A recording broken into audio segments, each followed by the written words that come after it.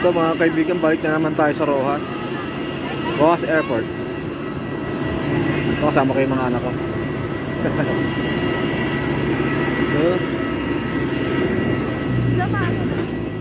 Good afternoon mga kaibigan, nandito tayo ngayon sa sa Capiz.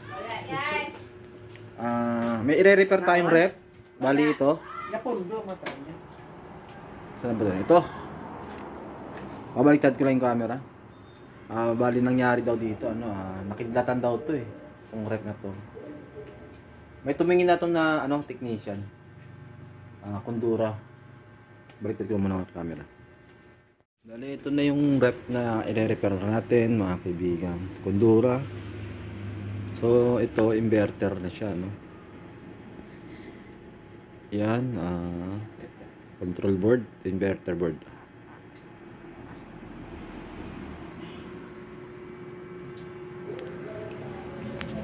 Bali focus tayo sa kanyang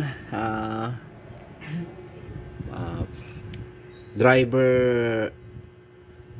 board, Ito yung pinaka driver board niya, Kakalasin natin 'yan. Sabi ng ng technician ng Kondura, automatic ito na daw sira. Yun ang i-testing natin tong kanyang board dahil mayroon tayong dalang board, Ito. Galing sa Kondura rin to. Ang problema naman itong rep, yung kanyang compressor, Ito good tong kanyang itong board na to, good to. Ngayon isasalpak natin to dito sa testing natin dito. So kakalasin ko lang yung yung takip nito.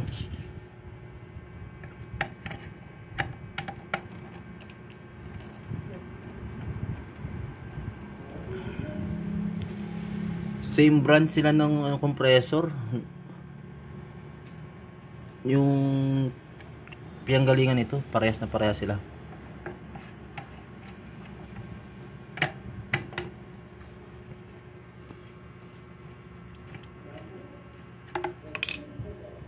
Ito na mga kaibigan, yung nakalas ko na, Ito yung original niya, check natin sa tester kung bumigay ba yung kanyang board fuse. Tingnan natin.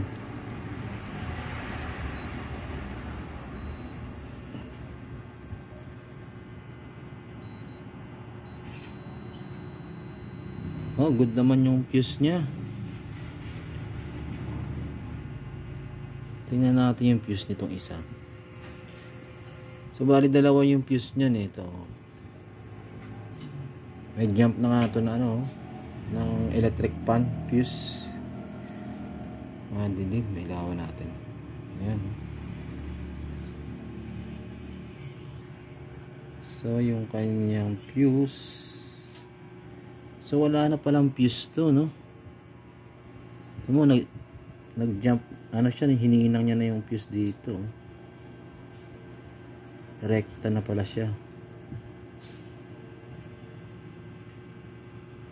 So, kaya bumigay siya kasi nga wala siyang secondary fuse. Ito.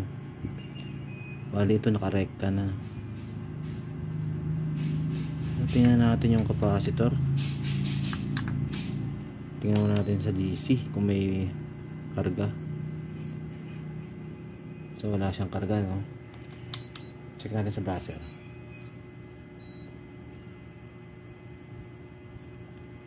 So wala naman siyang buzzer mga kaibigan. Bakit hindi siya gumana?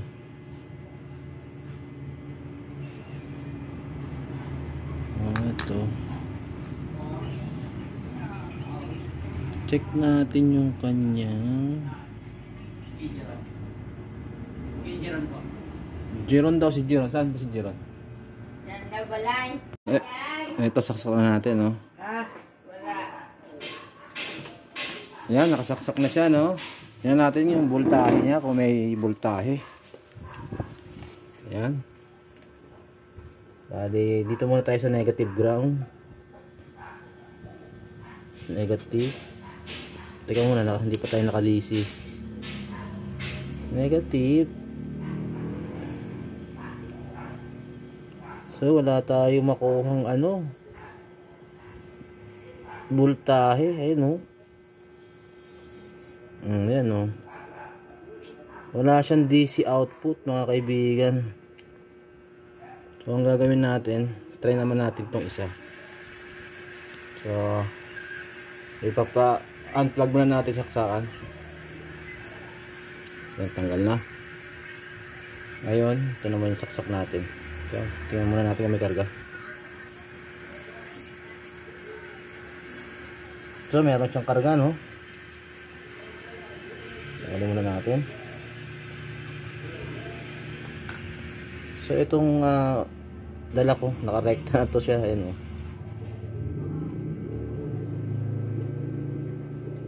Ayan. Ito. Connect natin dito sa block dito. Block.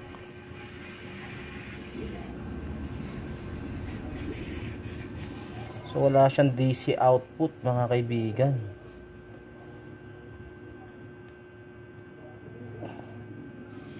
Ito. Check muna natin dito sa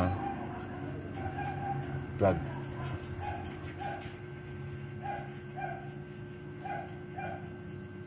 So, safe na. Pwede na natin saksak to, no?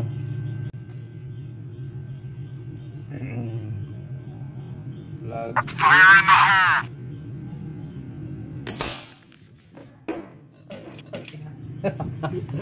Atay. Huli yata ng kabit. Mga kaibigan, kukumpara natin sa ohms. Reading natin sa tester, no? Itong dalawa na to. Bali, hindi ko pa na isaksak to, no? Nakikita nyo may sunog dito. Nag-jam ako ng wire. Ngayon baliktad yung kabit ko nito. Itong wire baliktad. So nangyari, pumutok yung kinabit kong wire, kaya nagkaroon siya ng sunog. Nakikita nyo. Medyo maitim siya.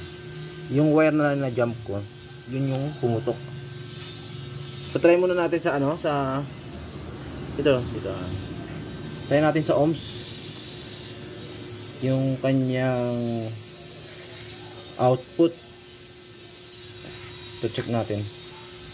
Negative ground sa capacitor. Tapos inject natin. Ayan, meron na siyang 10 ohms. May 10 ohms na siya.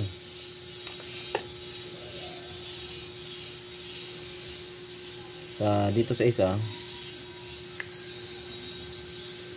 ayan, 307k ohms. Yung kabila,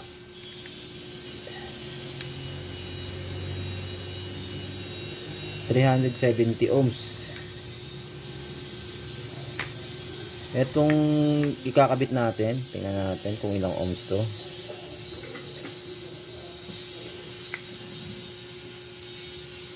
546 ohms, k ohms, no?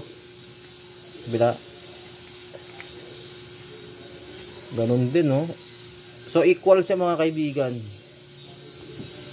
Equal siya. Ngayon isasaksak natin to, no? Dahil pumutok na siya to, oh. Tingnan natin. Mukhang wala namang nadamay na parts, no? Tingnan ko nga rito sa ano, original niya. So wala naman nadamay. Sasaksak ko lang, mga kaibigan.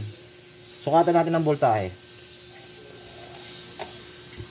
Nasaan na ba yun, ano? Kailan naka-DC tayo? Yan, DC. Yan. May power na yan. Ilang volts yung dapat masukat natin. DC. Ground and positive. Ilan? Yun, 10. 10 DC. Ayan, o. Bila. O, 10.2. 10.2. So, equal siya, mga kaibigan. I-unplug ko muna siya. So, So pwede na natin kabit itong board, no? Dahil itong board na to, good to. Okay? Pause ko muna saglit. Ito mga kaibigan, bali hindi gumana yung board natin, no? Dahil sa baliktad yung kabit ko, no? Sumablay, yan. Sunog, no? Nadama yung ano, yung kanyang opto. Resistance check natin sa 1. Ja. Itong ano, kanyang opto, itong 1 and 2. Ayan, magalaw yung camera natin. Pasmado, kamay. Itong 1 and 2, i-zoom natin. 1 and 2, yan. Wala siyang reading sa tester. Tingnan nyo guys. Angat mo ito konti. Kung makita yung tester. So naka ano tayo, diode mode. Mas sumobra lang ako. Ayan. So open na siya, no. Nadamay siya nung pagkasaksak ko. So reverse natin. So dapat may reading yan sa tester. So wala siyang reading, no. Bali ito, naka-ready na yung ating, nakaabang na yung ating ano, papalit, yung 817 na optocoupler. So kakabit ko lang dito. A few moments later. Ito na ikabit ko na mga kaibigan yung optocoupler na bago. Ayan, kakabit na natin.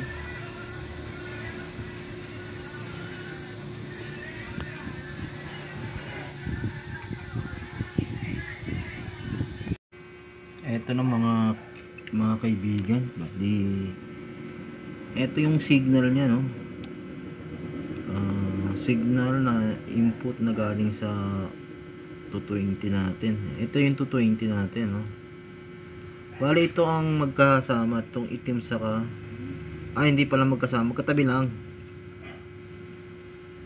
So nangyari, nagbaliktad yung connect ko, kaya nadali din yung ano, nadamay, nasira yung ano, yung optocoupler natin. Ngayon napalitan na, no, yung opto. Ngayon try natin saksak. Saksakan natin.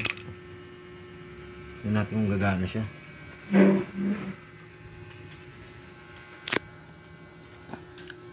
Ito, saksak ko na. Obserbahan natin. Ayun. Gumana na mga kaibigan. Pero baka din, lubat din. Ayan. Narinig nyo ba? Tingnan natin yung ano, discharge niya. Ito. Ayun, mainit na siya. So success yung gawa natin mga kaibigan. Bali, yung talagang problema niya tong ano, etong board. So hindi na equal yung reading niya dito sa resistance check natin, no. Itong output niya papunta sa compressor, hindi na parehas, no. So dapat kung K ohms, dapat K ohms lang din. So yung nangyari ito, yung isang linya ohms na yung ano niya reading. 10 ohms na yung reading ko dito sa isang linya, no. Mainit na. Ayun, mainit na rito. No? Ayan. Galing na yung compressor mga kaibigan. Babayabrit na yung motor natin. Okay.